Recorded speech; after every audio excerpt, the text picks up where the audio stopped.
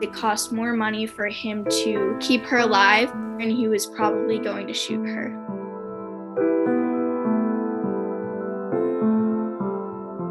Her mom was calling out to her from the other side of the fence.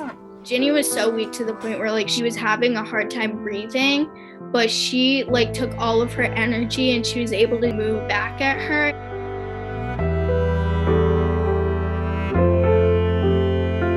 At that point, she was stably critical, but her neurological condition has rapidly declined.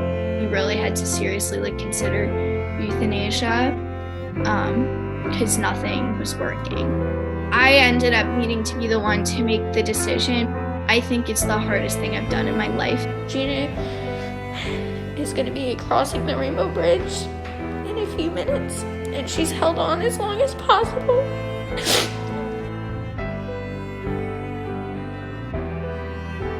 Ginny's story was not unique. It's just what happens to so many calves, but the difference was she didn't end up getting shot. She didn't end up being left on the floor to die. She ended up dying in an environment where people genuinely cared about her, and that's the difference.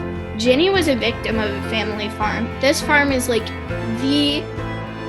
epitome of what you would see in a commercial. Cows in the dairy industry definitely don't get to experience life in the same way that a cow that's fully free.